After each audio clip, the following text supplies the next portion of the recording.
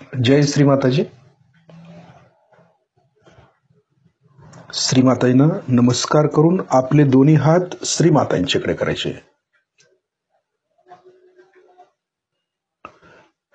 बघायचं आपण श्रीमाताईनं आणि लक्ष दोन्ही हातांच्या बोटांच्या वरती ठेवायचं.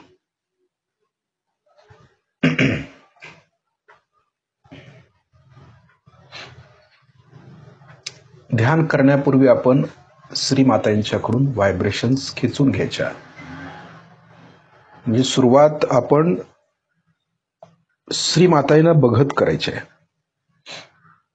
जरी श्रीमाताजी निराकार मध्ये असल्या तरी देखील साकार स्वरूपात आपल्या समोर काही ठेवल्याशिवाय आपण निराकार मध्ये सहज मध्ये जाऊ शकत नाही.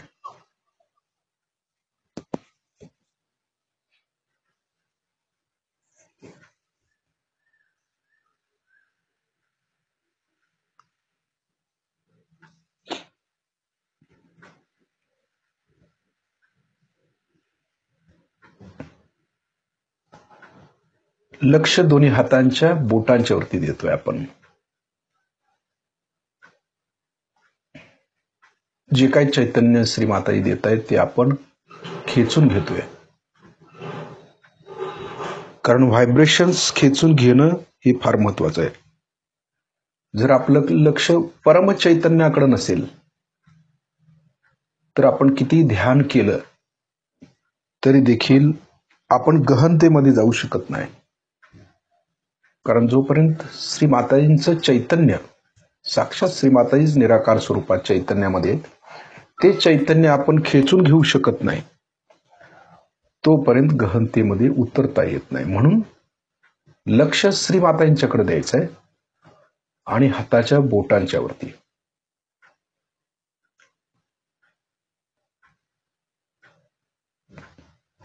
कारण हे चैतन्य अमृत आहे आपल्या दृष्टीने, म्हणून आपण ते खेचून घेतोय. आपल्या आत्म्याचं औषध आहे ते अमृत. आत्मा अजरामर आहे. आपला आत्मा कधीच मरत नाही. शरीर नष्ट होतं परंतु आत्मा कधी नष्ट होत नाही. म्हणून या आत्म्याचं औषध काय तर चैतन्य, व्हायब्रेशन्स. म्हणून ते आपण खेचून घेतोय श्रीमातांच्याकडून. आणि जर हे आपण खेचून नाही घेतलं तर आपला आत्मा कमजोर होऊन जाईल. म्हणून आपण श्रीमातांच्याकडून व्हायब्रेशन्स कायम खेचून घ्यायच्या. आपलं आरोग्य चांगलं राहण्यासाठी देखील आपण हे आरोग्य जे काही चैतन्य श्रीमाताजी देत आहेत ते खेचून घेण्याचा प्रयत्न करायचा असतो. म्हणजे आपलं आरोग्य देखील ठीक ठेवू शकतो या चैतन्यानं. म्हणजे व्हायब्रेशन्स किती महत्वाचे आहेत हे आपल्या लक्षात येईल. आपण ध्यानाला नुसता बसतो, मातांच्याकडे हात करून असे बसतो, थोड्याफार व्हायब्रेशन्स आपल्या हाताच्या बोटाला लागतायत, त्यावरच आपण समाधान मानतो. नाही, व्हायब्रेशन्स आल्या असं समजतो. डोक्यावर कुठेतरी थोडंसं गार होतं, झालं आपलं ध्यान. किंवा आपण हेही बघत नाही की आपली चक्र किती खराब झाली, आपण गहनतेमध्ये कसं उतरलं पाहिजे, याच्या पुढची पायरी काय असेल किंवा ते शोधायचा आपण कधी प्रयत्न करत नाही. तर सहज योगामध्ये आपण साधक असायला पाहिजे. साधक म्हणजे जो सतत शोधणारा, आत्म्याला शोधणारा, परमात्म्याला शोधणारा तो साधक. यातूनच आपली प्रगती होत असते. आणि हे शोधत असताना आपल्याला परमचैतन्य शोषून घेण्याची अत्यंत आवश्यकता आहे. तरच आपला हा शोध पूर्ण होतो. म्हणजे चैतन्य जर आपण खेचून घेतलं तर या चैतन्यातून आपण पुढच्या पायरीपर्यंत जाऊ शकतो. हे ह्यातलं महत्वाचं तत्व आहे. कारण अमृतच जर आपण नाही पिलो तर आत्मा आपला वाढायचा कसा? आणि आत्मा जर प्रकाशित नाही झाला तर परमात्म्याला आपण जाणू शकत नाही. म्हणजे हे असं गणित आहे की जोपर्यंत आदिशक्तींच्याकडून आपण चैतन्य घेत नाही तोपर्यंत आपली प्रगती होत नाही. म्हणून कधीही आपण ध्यानाला बसण्यापूर्वी श्रीमातांच्या समोर बसून पहिलं आपलं डोकं मोकळं करायचं, म्हणजे डोक्यातले सगळे विचार काढून टाकायचे. पहिली गोष्ट सगळं काढून टाकायचं, सगळी कर्मकांड सगळं सगळं डोक्यातनं काढून टाकायचं. हे असंच झालं पाहिजे तर तसंच झालं पाहिजे, स्वतःला दोष देणं, दुसऱ्याला दोष देणं, हे सगळं काढून टाकायचं डोक्यातलं. म्हणजे माणसाची बुद्धीच अशी आहे की ती सतत विचार करत असते. मग त्याला थांबवायचं कसं काही वेळेला समजत नाही, पण बुद्धी आहे ती विचार करणारच आहे, त्याला आपण थांबवू शकत नाही. जसं लिव्हर आहे आपलं, तर लिव्हरचं काम करतं, आपण त्याला थांबवतो का? नाही, ते त्याचं काम करत असतं. जसं हार्ट आहे, हार्टचं काम जे आहे पंपिंग करायचं, ते त्याचं काम करत असतं, म्हणून काय आपण त्याला थांबवतो का? नाही थांबवत. तसंच ब्रेनचं काम आहे की विचार करणं, म्हणून आपण त्याला थांबवू शकत नाही.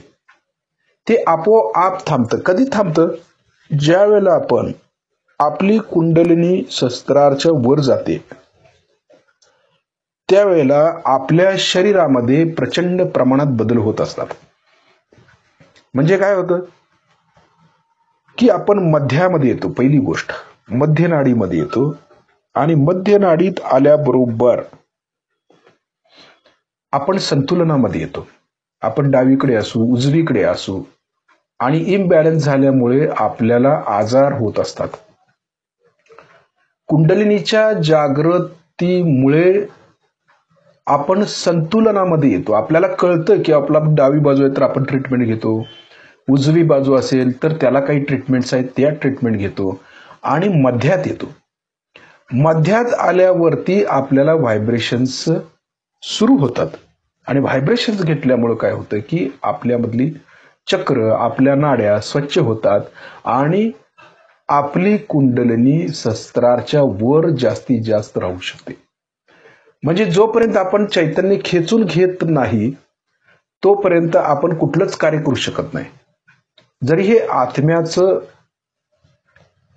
जसंच म्हणतो की आत्म्याचा खुराक आहे चैतन्य, अमृत आहे, तेच अमृत आपलं शरीर देखील व्यवस्थित ठेवतं. हे पण किती महत्वाचं आहे. आपली चक्र, आपल्या नाड्या, हे सगळं ते व्यवस्थित ठेवतं. म्हणून हे चैतन्य आपण खेचून घ्यायचं असतं. आपण काय करतो, श्रीमातांच्या समोर बसतो, परंतु चैतन्य काही वेळेला घेत नाही खेचून, किंवा आपल्याला त्याचं महत्व समजत नाही, कळत नाही आपल्याला काय करायचं नेमकं. आपण काय करतो, बॅलन्स करायचा प्रयत्न करतो. आपल्याला माहिती देखील नसते की आपली कुठली चक्र पकडलीत, आपण कुठल्या नाडीवरती जास्त कार्य करतो, किंवा कुठल्या नाडीची कुठली चक्र पकडलेली आहेत, हे लक्षात येत नाही आपल्या. श्रीमातांच्या फोटो समोर बसल्याबरोबर सुरुवातीला आपण श्रीमातांच्याकडे बघायचं. हे सगळं कोण शिकवणार आहे आपल्याला? श्रीमाताजी शिकवणार आहेत. आपल्या गुरु कोण आहेत? श्रीमाताजी आहेत. आपल्या डॉक्टर कोण आहेत? श्रीमाताजी आहेत. आपण सगळे पेशंटच आहोत. म्हणून फोटो समोर बसल्याबरोबर पहिलं चित्त श्रीमातांच्याकडे द्यायचं, आणि आपलं डोकं मोकळं ठेवायचं, डोक्यातले सगळे विचार काढून टाकायचे. त्याचबरोबर हृदय आपलं स्वच्छ करायचं, हृदयातली घाण सगळी काढायची. म्हणजे काय करायचं, हृदय आपलं उघडायचं. हृदयामध्ये कोणाविषयी जर राग असेल, ईर्ष्या असेल, द्वेष वाटत असेल, अटॅचमेंट असेल, तर ती एक तासाभरापुरती आपण काढून टाकायची. असं हे दोन्ही स्वच्छ झाल्यानंतर समर्पण भावना, म्हणजे आपल्या हृदयामध्ये जे काही अडचणी आहेत, किंवा जे वाटतं की आपला ही समस्या वाटते, किंवा मला हा प्रश्न आहे बाबा, प्रत्येकाला शंका असते काही वेळेला, तर ते सगळं आपण श्रीमाताईंना सांगायचं आहे. त्यावेळेला आपलं मोकळं करायचं हृदय सगळं. हृदयामध्ये काही किलमिश ठेवायचं नाही, अडचणी ठेवायच्या नाहीत, समस्या ठेवायच्या नाहीत. सगळं समर्पण भाव. श्रीमाताई काय म्हणतायत, माझ्या चरणाशी सगळं समर्पण व्हा आधी. म्हणजे हे समर्पण करायचं आहे आपल्याला. समर्पण म्हणजे काय करायचं हे आपल्याला काही वेळेला लक्षात येत नाही. नेमकं काय केलं पाहिजे समर्पण म्हणजे? काय श्रीमातांच्या चरणाशी लोटांगण घालायचं आहे आपल्याला शरीरानं? ते तर करायचंच आहे, ते करतोच आहे आपण. परंतु आपलं जे मानसिक स्थिती आहे, किंवा आपल्याला ज्या अडचणी आहेत, ज्या समस्या आहेत, त्या सर्व समस्या आपण श्रीमातांच्या चरणाशी ठेवायच्या. म्हणजे श्रीमातांच्या बरोबर चर्चा करायची, बोलायचं आहे. म्हणजे आता आपण श्रीमातांच्या समोर बसलोय, श्रीमातांना पाहतोय, तर श्रीमातांच्या बरोबर आपल्या हृदयातलं जे काय आहे किलमिश ते सांगायचं आहे. ज्या काय अडचणी आहेत त्या श्रीमातांना सांगायच्या आहेत आणि सांगत असताना त्या श्रीमातांच्या चरणाशी ठेवायचे, म्हणजे समर्पण करायचं. त्याच्यावर परत विचार करायचा नाही. समर्पण याचा अर्थ असा आहे, एखादी समस्या जर आपण श्रीमातांना सांगितली तर परत त्या समस्येची चर्चा झाली नाही पाहिजे, तो विचार आपल्या डोक्यामध्ये आला नाही पाहिजे. म्हणजे खरी समर्पण झालं आपलं, खरं समर्पण. जर आपण म्हणतोय की श्रीमाताने मी हे सगळं माझी समस्या आहे आणि मी ती सगळी श्रीमाताने समर्पित केली आणि दिवसभर तोच विचार आपण डोक्यामध्ये ठेवला, तर समर्पण काय केलं आपण? याला समर्पण म्हणायचं. पूर्ण समर्पण कधी होतं? आपल्या सर्व शंका, आपल्या समस्या आपण श्रीमातांच्या चरणाशी ठेवतो आणि परत त्याचा विचार करायचा नाही, तो श्रीमाताजी बघून घेतील असं आपण म्हणायचं. ज्या समस्या आपल्या हातून सोडवता येतील त्या आपण स्वतः सोडवायच्या. ज्या ब्रेननी सोडवायच्या, डोक्याने सोडवायच्या आहेत त्या डोक्याने सोडवायच्या. ज्या हृदयाने सोडवायच्या आहेत समस्या त्या हृदयाने सोडवायच्या आहेत.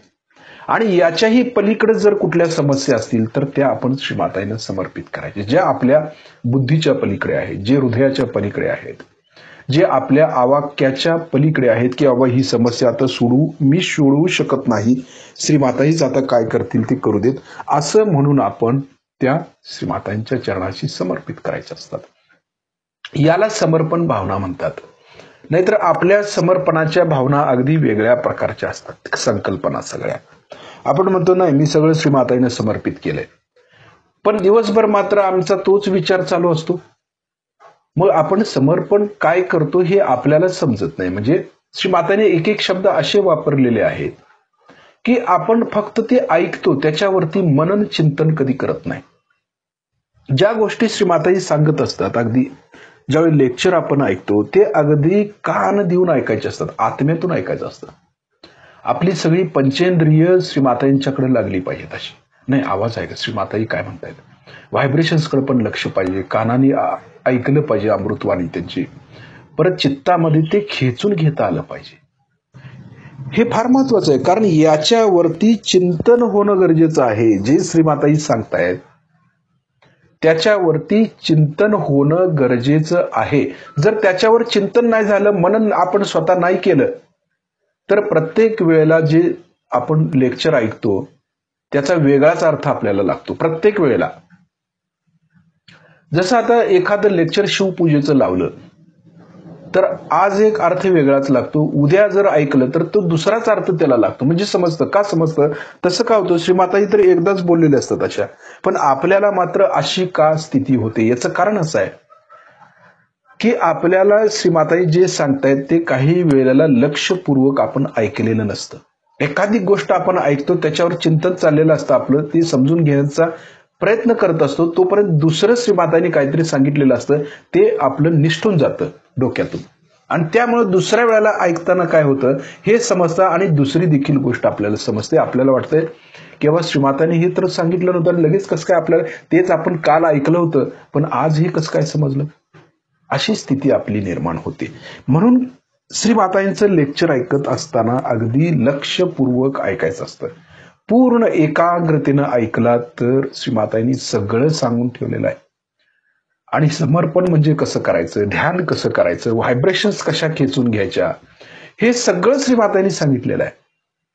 फक्त आपलं लक्ष नसतं आणि लक्ष नसल्यामुळे एवढा सगळा गोंधळ होऊन बसतो.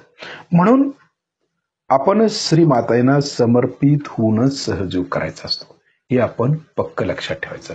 आता श्रीमातांना पाहत पाहत आपले डोळे आपण बंद करायचे आहेत, शिस्तीत बंद करायचे. लक्ष हाताच्या बोटांच्या वरती आहे. आता साकार स्वरूपात आपण श्रीमातांना पाहिलं, आता निराकार मध्ये उतरायचं, म्हणजे व्हायब्रेशन्स वरती. व्हायब्रेशन्स म्हणजेच आपलं जीवन आहे हे पक्क लक्षात ठेवायचं. व्हायब्रेशन शिवाय आपण जगू शकत नाही अशी भावना पाहिजे आपली. नाहीतर व्हायब्रेशन आल्या गेल्या काय समजत नाही, काय असं होऊ नये. आपण सहजविगी आहे, आपल्याला कळलं पाहिजे व्हायब्रेशन्स कशा येत आहेत, आज असं काय होतंय, आज कोण आठवण काढते, हे पटकन. इतकं सूक्ष्म विषय आहे हा की आपल्याला कुणी आठवण जरी काढली ना तर व्हायब्रेशन्स आल्या पाहिजेत, आपल्याला कळलं पाहिजे व नाही या व्यक्तीने आठवण काढली. एवढ्या सूक्ष्म व्हायब्रेशन्स आपण लक्षात ठेवल्या पाहिजेत, कळलं पाहिजे आपल्याला. आणि बंधन घालून एखादं चक्र जरी पकडलं तर बंधन टाकून त्या व्यक्तीचं चक्र आपल्याला ठीक करता आलं पाहिजे तिथल्या तिथे. एवढं श्रीमाताईने आपल्याला उच्च स्थितीचं बनवलेलं आहे. आपलं इन्स्ट्रुमेंट, आपण सगळे इन्स्ट्रुमेंट आहे, माध्यम आहोत. मग हे माध्यम जर सतर्कतेनं कार्य करत असेल, जबाबदारीनं कार्य करत असेल तर 100% त्यांना सगळं समजतं. आणि श्रीमाताई पण सगळ्या शक्त्या त्यांना देऊ करतात. हे फार महत्वाचं आहे. जसं हनुमान जे आहेत, हनुमानांची शक्ती प्रचंड होती त्यांच्यामध्ये. सगळ्या त्यांच्यामध्ये एवढ्या शक्त्या असून देखील त्यांच्यामध्ये अनिमा, गरिमा, महिमा ह्या प्रकारच्या सिद्ध्या होत्या त्यांच्याकडे, सिद्धी प्राप्त होती त्यांना. परंतु त्यांनी कधी गर्व केला नाही. एवढ्या सगळ्या सिद्ध्या दिल्या, एवढं सगळं त्यांनी परमेश्वराकडनं मिळवलं. ते स्वतः परमेश्वरच होते. परंतु हे सर्व असून देखील ते किती नम्र होते, त्यांच्यामध्ये किती भक्ती होती. शक्ती आणि भक्ती या दोन्हीचा संगम म्हटलं तर हनुमानजी आहेत. आपल्या समोर तो एक चांगला आदर्श आहे. आपल्याला कधी अहंकार आला तर हनुमानजींच्याकडे बघायचं. कधी पण बाबा एवढी शक्तिशाली देवता आहे ती, पण किती नम्र. कधी सतत ते रामनामाचा जप करायचे. म्हणजे एक ते उच्च कोटीचे सहयोगी म्हणा. श्रीमातांची मुलंच आहेत ती, चिरंजीव बालक आहेत ते आदिशक्तीचं. परंतु श्रीमातांनी आपल्याला देखील आदिशक्तींचं मुलगाच केले ना, बालकच केले ना. मग आमच्यात आणि त्यांच्यात किती तफावत आहे. काय आम्ही त्यांचा आदर्श घेऊ शकत नाही?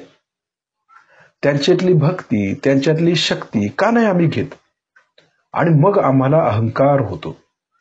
हनुमानजींना कधी अहंकार आला नाही, कारण ते भक्तीमध्ये सतत तल्लीन असायचे. त्यांना वाटायचं सगळं प्रभू रामचंद्रजी करतायत, मी काहीच करत नाही. आणि त्यामुळे ते हा सगळा भवसागर म्हणा किंवा केवढा मोठा समुद्र पार करून गेले फक्त रामनामाचे जपान. मग आपल्याकडे तर श्रीमातांनी एवढ्या शक्त्या दिलेल्या, एवढं चैतन्य दिलेलं आहे, त्याचा आपण वापर का नाही करत? का नाही आमच्यामध्ये शक्ती आल्यानंतर नम्रता आणखी वाढत जात? का आमच्यामध्ये ती भक्ती वाढत नाही? याचं आत्मपरीक्षण आपण स्वतः करायचं. त्यांना कधीही कुठल्याही पदाची गरज नव्हती. हनुमानजींच्याकडे जर बघितलं आपण तर त्यांना श्री रामचंद्रांचं कुठलं, म्हणजे त्यांनी कुठलं पद घेतलं? काही सुद्धा पद नाहीये, फक्त चरणाजवळ राहायचे ते कायम. परंतु श्री रामचंद्रांचा फार विश्वास हनुमानजींच्यावर होतं, फार प्रेम होतं. काय त्यांच्याकडे कुठलंही पद नव्हतं, काही नव्हतं, परंतु भक्ती मात्र होती. हे महत्वाचं आहे आपल्या दृष्टीने देखील. आपला आदर्श जर हनुमानजी असतील तर आपण देखील हनुमानजींच्या सारखं पाहिजे. कशाला पाहिजे पद आम्हाला? आता लिडरशिपसाठी आपण हे करतो, नाही मला लिडर बन. मग लिडर झाल्यानंतरच काय आपण कार्य करणार आहोत? विचार करायचा आपण. त्यावेळेला हनुमानजींचा विचार करायचा आपण, की आपण जर फक्त भक्ती केली तर भक्तीतून किती प्रचंड मोठं कार्य केलं होऊ शकतं. जसं सुग्रीव होते, सेनापती होते सगळ्यांचे, परंतु त्यांनी समुद्र लांडला का? एवढं रामाचं कार्य हाती घेतलं त्याने, पण ते अडकून बसले ना. एवढं सगळं पद दिलतं त्यांना, प्रत्येकाला सगळ्यांना हे करून रामचंद्रांनी दिलतं, परंतु त्या पदाच्या लेवलनं कुणी काम केलं? कुणीच नाही केलं. हनुमानजी सोडले तर कुणीही श्री रामचंद्रांचं कार्य एवढं अफाट केलेलं नाहीये. फक्त त्यांची भक्ती आणि त्यांची शक्ती आणि ते युक्ती वापरत त्याच्यानंच ते पुढे आले. म्हणूनच आपला आदर्श श्री हनुमानजी असायला पाहिजेत. जसं श्री गणेशांना आपण मानतो ना, तसं हनुमानजींचा आदर्श जर आपण ठेवलो तर 100% सहजयोगाचं कार्य प्रचंड वेगानं वाढेल. वायू वेगानं, वायुपुत्र होते ते. म्हणून त्यांची शक्ती जर आमच्यामध्ये आली तर प्रचंड कार्य घटित होऊ शकतं. कारण ते राईट साईडला आहेत, आपल्या शरीराच्या पिंगला नाडीवरती ते कार्य करतात. आणि जर पिंगला नाडी जर आपली व्यवस्थित असेल तर हनुमानजींची शक्ती जर तिथं जागृत झाली तर आपल्याला कधीही अहंकार होणार नाही. श्री माताजी आपल्याला कितीही शक्त्या देऊत, आपल्याला त्याचा कधी अभिमान वाटणार नाही, कारण हे सर्व करणाऱ्या श्री माताजी आहेत. तेच आमच्याकडनं कार्य करून घेतात. अशी भक्ती आपण जर वाढवली, त्यांची नम्रता ती आपण आमच्यामध्ये घेतली तर प्रचंड कार्य होण्यासारखं आहे. म्हणून प्रत्येक साधकाने असं ठरवायचं की नाही, हनुमानजींचं जे कार्य आहे त्या पद्धतीनं आमचा आदर्शत्व असेल. म्हणून आपण हनुमानजी आपल्या आतमध्ये सतत जागृत ठेवायचे. त्यांची शक्ती, त्यांची युक्ती आणि त्यांची भक्ती सतत आमच्यामध्ये असली पाहिजे. हे फार महत्वाचं आहे त्याच्यामधलं. आता आपला उजवा हात हृदयावरती ठेवूया. इथं म्हणूया, श्री माताजी आपल्या परमकृपेत मी शुद्ध आत्मा आहे, पवित्र आत्मा आहे, निर्मळ आत्मा आहे. मी हे मन, बुद्धी, शरीर, अहंकार काही नसून फक्त आत्मा आहे. आत्मा हा देखील पंचमहाभूत तत्वांच्या तन्मात्रांनी बनलेला आहे. तन्मात्रा म्हणजे काय आहे हे आपल्याला चांगलं माहिती आहे. त्या तन्मात्रांनी आपला आत्मा बनलेला आहे. आणि म्हणूनच मी आत्मा आहे असं सतत म्हणणं, त्याचं चिंतन करणं हे गरजेचं आहे. नुसता ध्यानाला बसण्यापुरतं आपण मी आत्मा आहे म्हणायचं नाही. 24 तास आपण घोकलं पाहिजे की मी आत्मा आहे, हे शरीर नाही आहे, मी आत्मा आहे. त्याच वेळेला आपल्याला खऱ्या अर्थानं आत्म्याची स्थिती समजून येईल. नाहीतर ध्यानाच्या वेळेलाच तेवढं मी म्हणतो मी आत्मा आहे, इतर वेळेला शरीरचाच लक्ष आपल्या शरीराकडेच असेल तर आपण सहयोगी होऊ शकत नाही. सतत चिंतन पाहिजे, हृदयामध्ये आत्म्याचं चिंतन पाहिजे. मी आत्मा आहे हा सर्वात मोठा मंत्र आहे. मी आत्मा आहे. श्री माताजी आपल्या परमकृपेत मी शुद्ध आत्मा आहे, पवित्र आत्मा आहे, निर्मळ आत्मा आहे. त्यानंतर आपल्या उजव्या हाताचा तळवा आपल्या डोक्याच्या टाळूवर दाबून धरायचं. मान थोडी खाली झुकूया. हात दाबून शिस्तीत फिरवायचंय. आणि फिरवत असताना ज्या ठिकाणी आपण हात फिरवतोय त्या ठिकाणी लक्ष केंद्रित करायचंय. आणि म्हणूया, श्री माताजी आपण साक्षात श्री सहस्त्रार स्वामिनी आहात. कृपा करून आमच्या सहस्त्रदल कमलामध्ये विराजित व्हा. हात शिस्तीत फिरवत भक्तीनं म्हणायचंय, श्रद्धेनं म्हणायचंय. सहजयोग हा भक्तीनं करायचा आहे, कर्मकांड करायचं नाही. सहजयोगामध्ये हे सहजयोगातलं ब्रीद आहे की कर्मकांडामध्ये अजिबात उतरायचं नाही आपल्याला. जर आपण कर्मकांड अति करू लागलो तर राईट साईडला जातो आपण. आपण असा विचार करायचा की हनुमानजींनी कुठलं कर्मकांड केलं? ते सतत फक्त श्री रामचंद्रांच्या सेवेत होते. आपल्याला तर काय श्रीमातांची सेवा असं कधी श्रीमातांनी करून घेतलं नाही, परंतु सहजयोगाचं कार्य आपण करू शकतो. ती श्रीमातांची सेवा आहे. मग हे प्रत्येक साधकांच्या पर्यंत पोहोचवणं चैतन्य ही आपली जबाबदारी आहे. अंतःकरण, एका अंतःकरणातून दुसऱ्या अंतःकरणापर्यंत सहयोग पसरविणे म्हणजे खरं सहयोगाचं कार्य घटित होणे. नुसता बौद्धिक सहयोग करायचं नाहीये आपल्याला, प्रॅक्टिकल. आणि हृदयापासून, या हृदयापासून त्या हृदयापर्यंत सहयोग गेला पाहिजे. हृदयापर्यंत, शरीरापर्यंत नव्हे, हृदयापर्यंत. आपण फक्त शरीराचा विचार करतो, नाड्यांचा, चक्रांचा विचार करतो. हृदयापर्यंत पोहोचता आलं पाहिजे. फार मोठं वाक्य आहे ते. आणि हे कार्य फक्त हनुमानजीच करू शकतात. जर आपल्यातली हनुमान शक्ती जागृत झाली तर आपल्या अंतःकरणापासून दुसऱ्याच्या अंतःकरणापर्यंत आपले विचार पोहोचवायचं काम हनुमानजी करत असतात. आपल्याला माहिती नसेल कदाचित. म्हणून ही शक्ती आपली जागृत असणं आवश्यक आहे.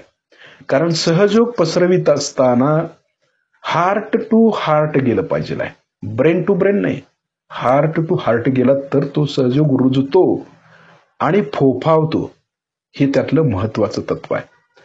आपला हात किंचित वरती उचलायचा, 7-8 इंच वर, थोडासा वर खाली मागे पुढे गोल फिरून बघायचंय. टाळूतून आपल्याला चैतन्य जाणवतं का?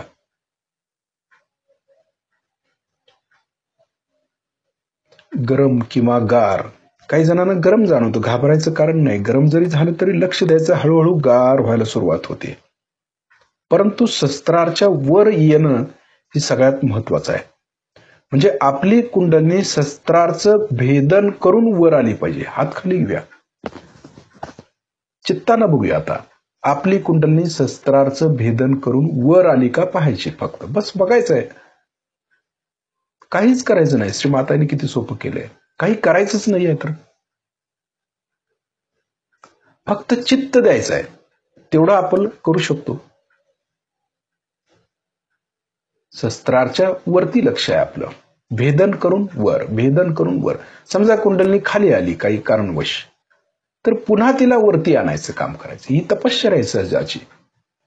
ती सहजासहजी वरती सहज राहू शकत नाही. काही वेळेला आपली कर्म, आपली चक्रावरची पकड, आपले विचार, याच्यावरती सगळं खेळ अवलंबून असतो. म्हणजे चित्त स्वच्छ करायला श्री मातांनी जे सांगितले ना, ते त्याच्यासाठी. चित्त आपलं स्वच्छ असेल तर कुंडलिनी सहस्त्रारच्या वरती सहज राहू शकते. विचार येत असतील तर चित्त खराब होतं, आणि जे विचार डोक्यामध्ये असतात त्यामुळं आपलं चैतन्य हातातलं पण बिघडतं. कारण ज्याचा विचार आपण करतोय ना, चित्त जिथं जातं त्याचं लगेच कनेक्शन हाताच्या बोटावरती आहे. आलेख लगेच येतो हातावरती, किंवा ही व्यक्ती हा विचार करते, किंवा त्या व्यक्तीचा विचार करते, किंवा ह्या भौतिकतेचा विचार करते. ते लगेच हाताच्या बोटावरती येतं. म्हणजे सहजयोगामध्ये श्री मातांनी किती सूक्ष्मात आपल्याला नेलेला आहे. कळायला सुरुवात होते लगेच. तुम्ही जो विचार करताना तो विचार लगेच हाताच्या बोटावरती येतो. म्हणजे किती सूक्ष्म आहे ते चित्त, आणि त्याच्याहून सूक्ष्म चैतन्य आहे की त्याच्यावरती कळतं लगेच. म्हणून आपण निर्विचार याच्यासाठीच व्हायचं की जेवढं आपण निर्विचार होऊ, आपोआप होतं. ते करावं लागत नाही विचार, निर्विचारिता. आणि आपोआप झालंय, चैतन्यामध्ये लीन झालो आपण, तर आपण आपोआप निर्विचार होतो. कारण हनुमानजी जसं आहे की कायम ते रामनामात लीन असायचे. रामनामात म्हणजे आपण आत्मारामात होतो, तो राम म्हणजे आत्मारामच आहे. मग आपल्या आत्म्यामध्ये आपण जर लीन झालो तर आपण निर्विचारच होतो. आपलं लक्ष ब्रेनकडे जास्त असेल तर विचार डोक्यात येणार, परंतु लक्ष आत्म्याकडे असेल, आपलं आत्म्याच्या चैतन्याकडे असेल, त्याच्यामध्ये लीन झालो तर आपोआप निर्विचार हो. साधं सोपं गणित आहे. पण योगाच्या भाषेमध्ये आपलं चित्त वळवता येणं फार महत्वाचं आहे. त्याला दाबायचं नाही विचाराला. काही जणांचं असं की नाही, विचार येतात, आता काय करायचं, फार विचार येतात, वाईट विचार येतात, चांगले विचार येतात, येऊ शकतात. मग आम्ही काय करतो, नाही त्याला दाबायचा प्रयत्न करतो, नाही विचार करायचा नाही, त्याला दाबा. तसं न करता या विचाराला आपल्याला फिरवता आलं पाहिजे. म्हणजे काय, समजा चांगलं आणि वाईट विचार, एक प्रयोग करून आपण बघायचा. रोज एक 10 मिनिटं मुद्दाम श्री मातांच्या समोर बसायचं आणि डोळे बंद करून काय विचार येतात आपल्या डोक्यात ते एकदा पाहायचं, बघायचं. चित्रपट जसा बघतो ना तसं डोक्यामध्ये काय काय विचार येतात ते पाहायचं. निदान अर्धा तास होऊ दे, चालतं, पण बघायचं आपण रोज. ज्यांना जास्त विचार येतात ना त्यांनी असं करावं, बघावं पिक्चर बघितल्यासारखं एक मिनिट की काय विचार व्हावा, आणि मग बघायचं छान असे विचार येतात होय असं म्हणायचं. साक्षी भावानं ते बघता आले पाहिजे आपल्याला. हा योगातलाच एक प्रकार आहे. नंतर नंतर काय होतं, आपल्या असं लक्षात येईल की विचार येत आहेत आणि इकडे निघून जात आहेत, परत दुसरा विचार येतो, इकडनं येतो, इकडे निघून जातो, आणि आपण काय करतोय, त्या विचाराला साक्षी भावानं पाहत बसतो. आणि असं पाहिल्यामुळं काय होतं, विचार वेगळे झाले आणि आपण वेगळं झालो. हा फरक द्वैत आणि अद्वैत इथंच आहे सगळं. आणि त्यातला फरक जर आपल्या लक्षात आला, द्वैत झालो तर विचार पाहत पाहत साक्षी भावानं आपण अद्वैत होतो. एकच राहतो फक्त साक्षी भाव, तो आत्मा. आत्मा बघत असतो ना सगळं. मी आत्मा आहे म्हटल्यावर विचार देखील तोच बघणार ना, सगळं काय चाललंय काय नाही, सगळं क्षेत्रज्ञ आहे तो, सगळं पाहत बसतो. ही सूक्ष्मातली गोष्ट आहे. परंतु हे करत बसण्यापेक्षा काही वेळेला करायचं आपण, एक 10-15 मिनिटं असं डोळे बंद करून बघायचं. विचार येतात ना, येऊ द्या, चला, काही विचार येऊ देत, किती घाणेरडे विचार येऊ देत, चांगले विचार येऊ देत, साक्षी भावना त्याला पाहत बसायचं, पिक्चर बघितल्यासारखं. नंतर हळूहळू हळू काय होतं, ती सवय बंद होते आणि आपण निर्विचार होतो. ही दुसरी स्टेप आहे. हे करून बघायला काही हरकत नाही. लक्ष आपलं शस्त्राच्या वरती आहे.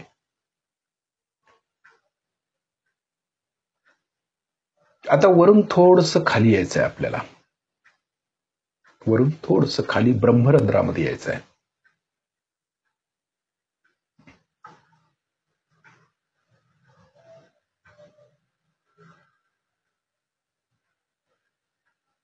ब्रह्मरंध्र आणि त्याच्या आसपास बघायचं आपलं ब्रह्मरंध्र किती उघडतं, किती जाडी कुंडलिनीची झाली, त्यासाठी आहे हे सगळं. प्रगती झाली की नाही कसं ओळखायचं मग? का नुसतंच ध्यान करायचं आपल्याला? आपली प्रगती झाली की नाही कसं ओळखायचं? ब्रह्मरंध्रामध्ये आपल्याला ती समजतं. त्याची जाडी किती वाढली बाबा कुंडलिनीची, उंची किती वाढली, आपण किती उंचावरती ध्यान करू शकतो त्याच्यावरनं तिची उंची ठरली जाते. आणि जाडी आपलं चैतन्य आपण दुसऱ्याला किती देतो, दुसऱ्यासाठी आपण किती उपयोगी पडतो, म्हणजे चैतन्यातून, सहजयोगातून, त्याच्यावरती कुंडलिनीची जाडी अवलंबून असते. आणि हे सगळं ब्रह्मरंध्रातून कळतं आपल्याला. कारण ब्रह्मरंध्रामध्ये केसा एवढा आहे, त्यानंतर दाभना एवढी जाणीव होते, त्यानंतर बोटा एवढी जाणीव होते, त्यानंतर त्याच्यापेक्षा वाढत जातं व्यास, त्याचा कळतं. असं आहे ते. त्यानंतर ब्रह्मरंध्रातून आपण खाली आज्ञेमध्ये यायचं.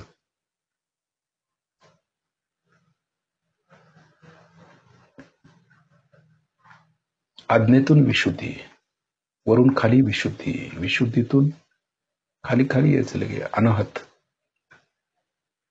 वरून खाली लक्ष अनाहत. सतर्कता, लगेच लक्ष गेलं पाहिजे. अनाहत मधून खाली नाभी, लगेच वरून खाली लक्ष नाभी. त्यामुळे गारवा जास्त जाणवतो आपल्याला काही वेळेला.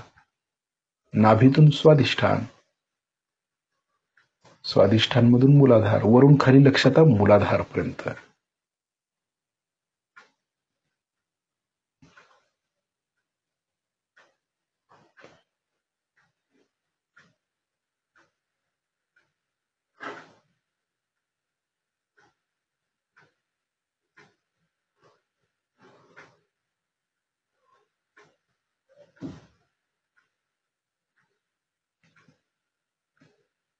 मूलाधार मधून आता वरती यायचं स्वाधिष्ठान.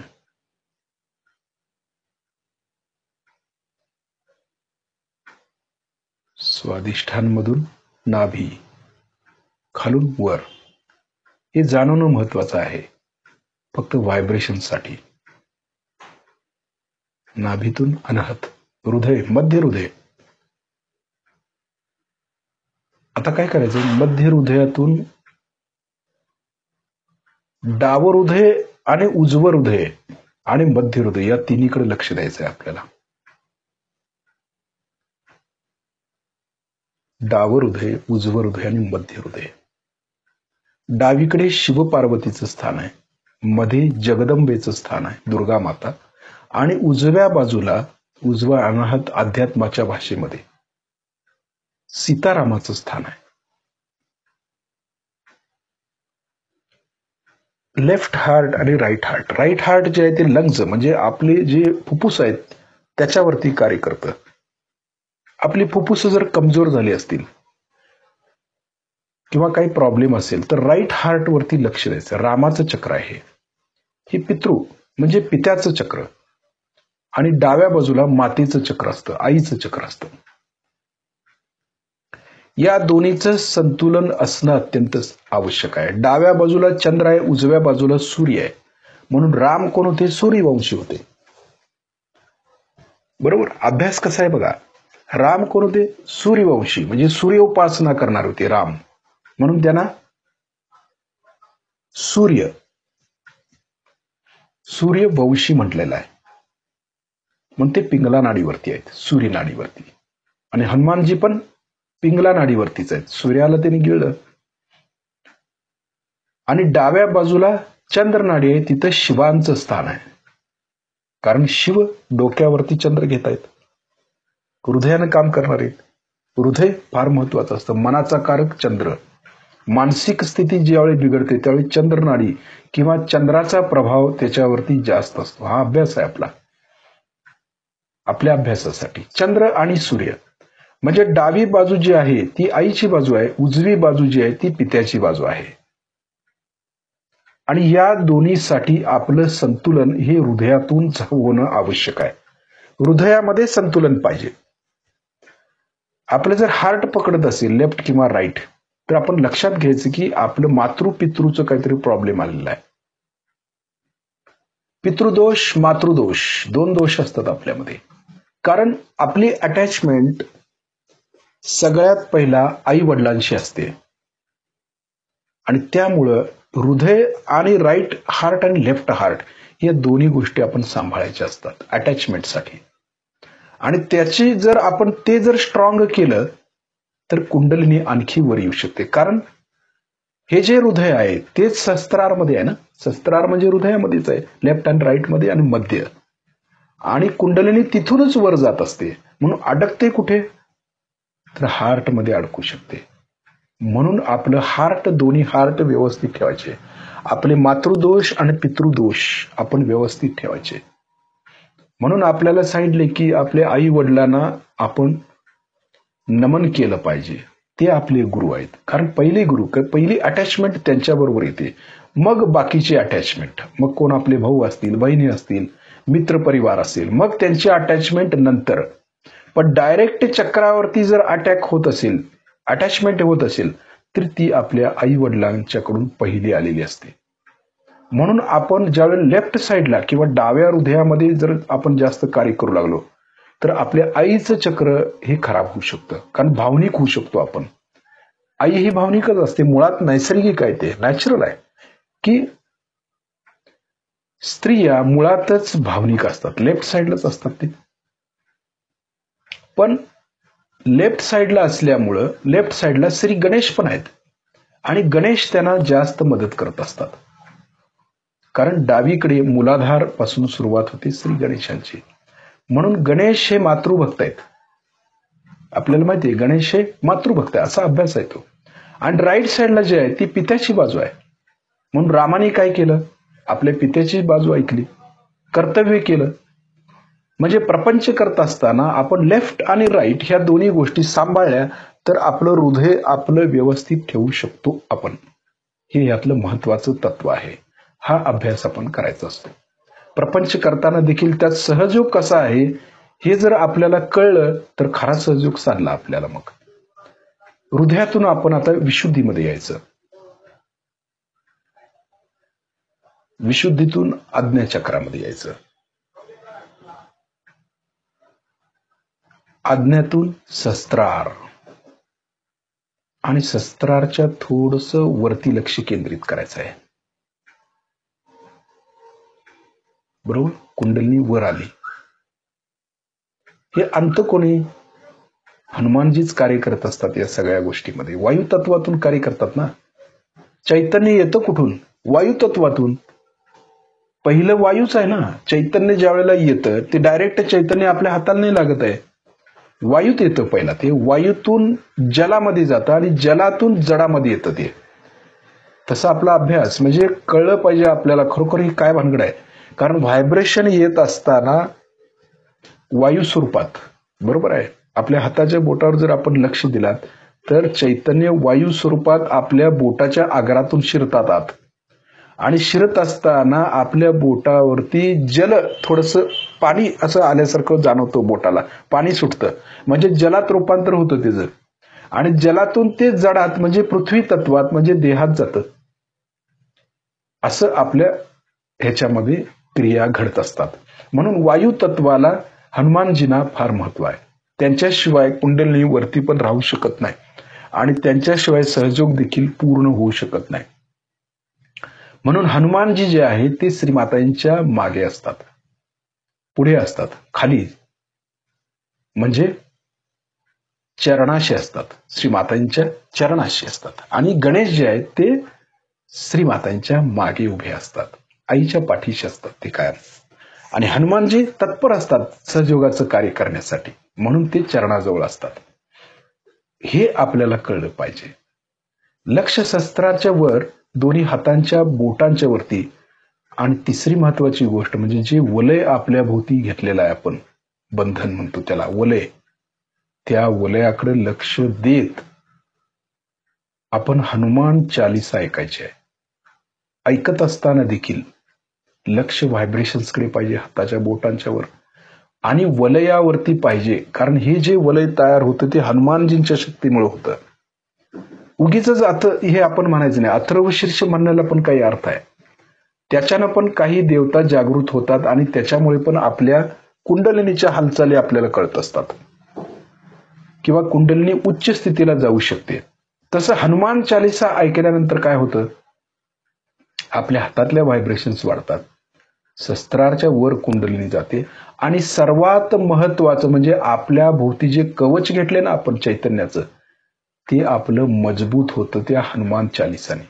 म्हणून लक्ष व्हायब्रेशन्सकडे, शस्त्राच्या वर आणि आपल्या कवचावरती द्यायचं, म्हणजे वलयावरती द्यायचं. हनुमान चालिसा ऐकूया.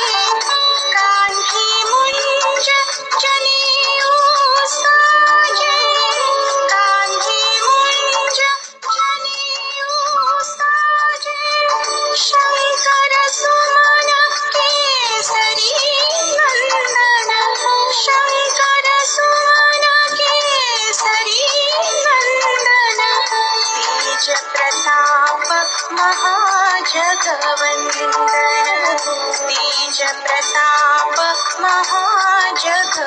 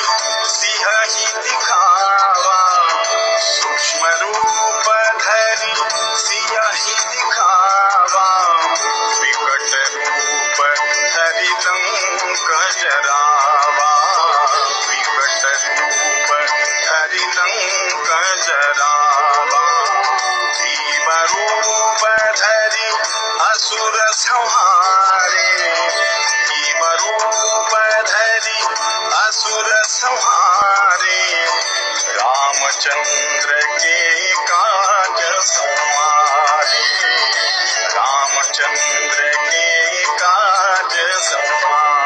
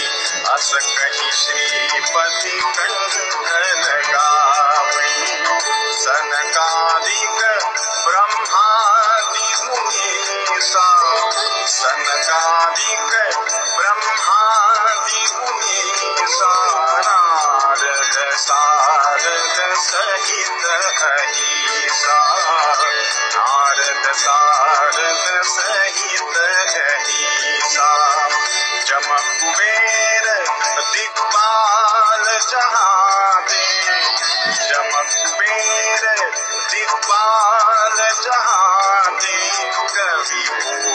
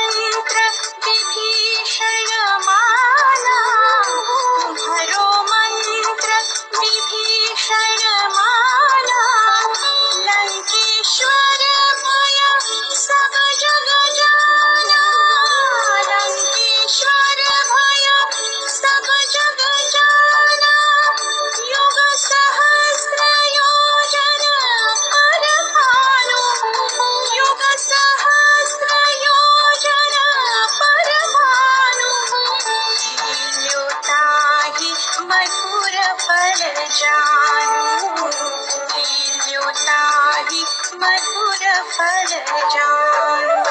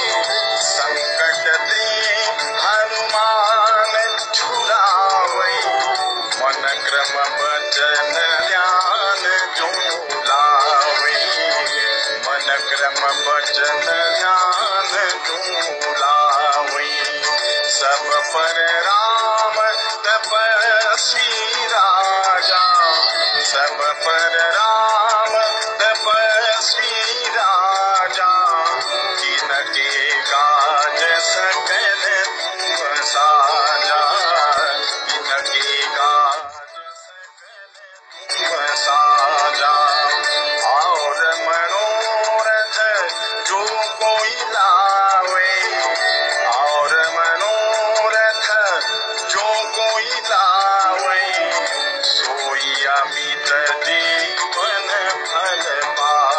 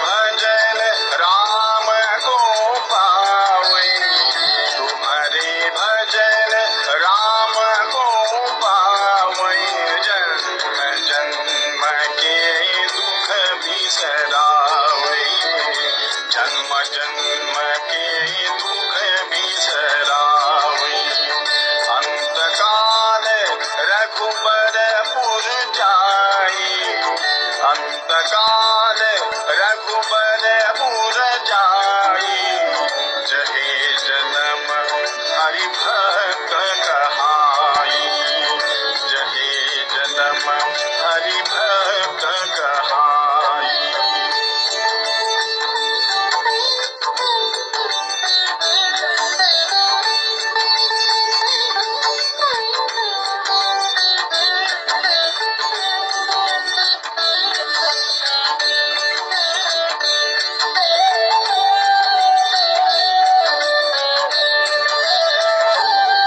और देवता चित्तन धरई और देवता चित्तन धरई हनुमत से सब सुख करई हनुमत से सब सुख करई संकट कटे मिटे सब पीरा संकट कटे मिटे सब पीरा जो सुमिरै हनुमत बलवीरा जो सुमिरै हनुमत बलवीरा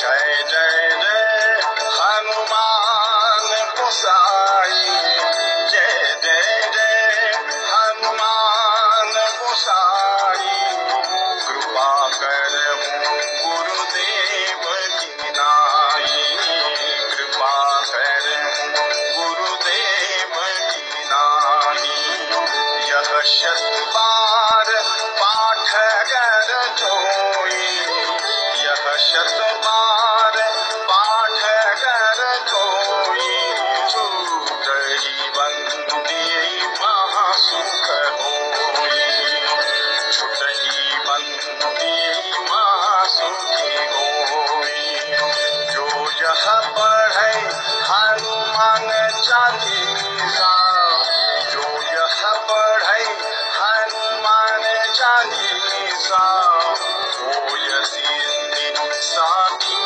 गौरी सा होय सिद्धि साखी गौरी सा तुलसीदास सदा हरि चेरा तुलसीदास सदा हरि चेरा की जय नाथ हृदय महडेरा की जय नाथ हृदय महडेरा की जय नाथ हृदय महडेरा पवन तनय संकट हरन मंगल मूर्ति रूप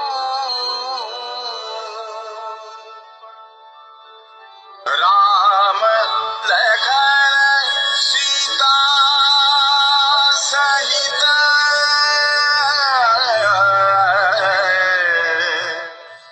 हृदय बसहु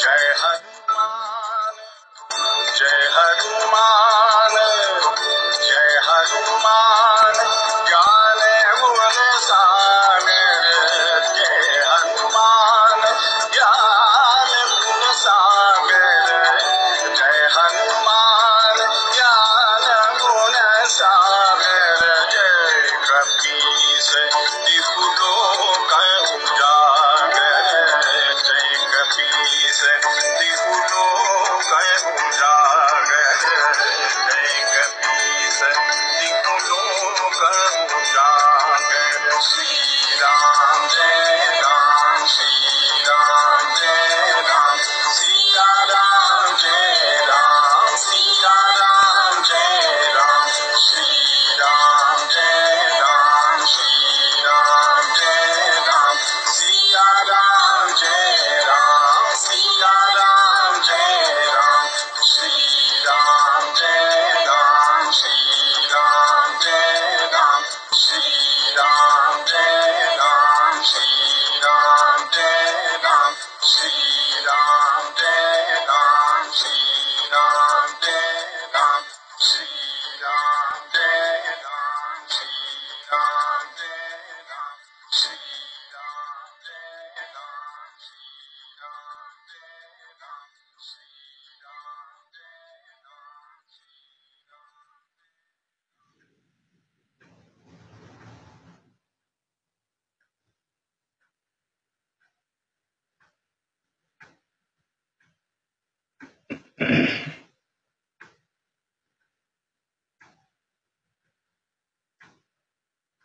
हनुमान चालिसाचं आपल्याला जे कवच आपण घेतोय त्या कवचाकडे लक्ष देऊन जर म्हटलं तर त्याचा इफेक्ट जबरदस्त होतो. जे हनुमान चालिसा यासाठी म्हणायचं असतं. प्रत्येक स्तोत्राला काहीतरी अर्थ आहे म्हणताना किंवा त्या ठिकाणी लक्ष देणं गरजेचं असतं. तर हळूहळू आपले डोळे उघडूया, श्रीमातांच्याकडे बघूया.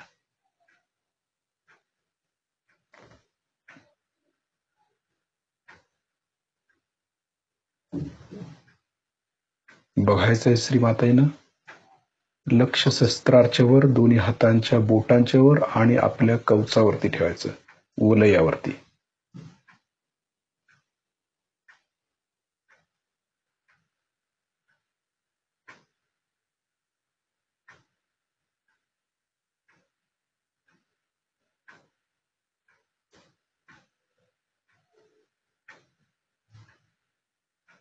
संपूर्ण शरीर हलकं होतं. हनुमानजींचं तत्व वायू तत्वासारखं होतं. शरीर वायूसारखं हलकं.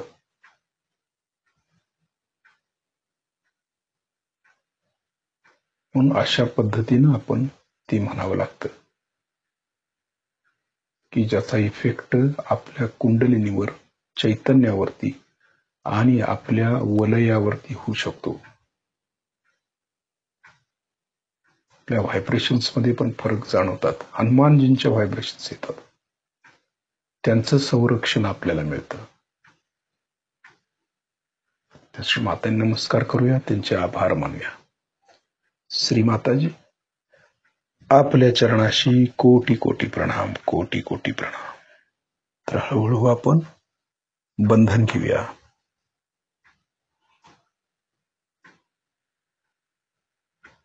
शिस्ती शिस्तीत.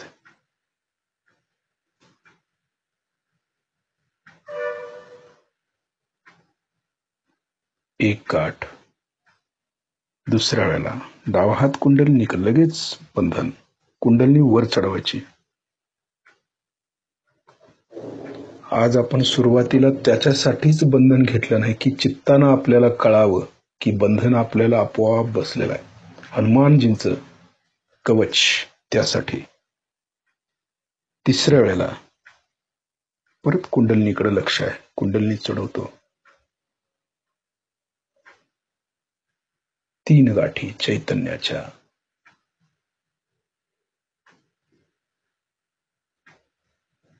त्यानंतर कवच, जे आपण लक्ष देत आलोय, पहिल्यापासून लक्ष दिले कवचाकडे, म्हणजे वलयाकडे. वलय त्याच्याकडे लक्ष देऊन आपण सुरक्षित आहोत ही भावना आपल्यामध्ये यावी. भीती आपली निघून जावी. कुठल्याही निगेटिव्हिटीला, कुठल्याही व्हायरसला आपण इथून पुढे घाबरायचं नाही, कारण वलय आपलं स्ट्रॉंग होते आता. म्हणून लक्ष वलयाकडे. त्यावेळेला हनुमान चालिसा म्हणून लक्ष वलयाकडे ठेवलात तर कुठल्याही प्रकारचं संरक्षण आपलं होऊ शकतं. याचं इतकं महत्व आहे, कारण हनुमानजी आपलं रक्षण करतात. संकटमोचन हनुमान म्हटलेलं आहे ना. फक्त आपल्याला ते कळलं पाहिजे.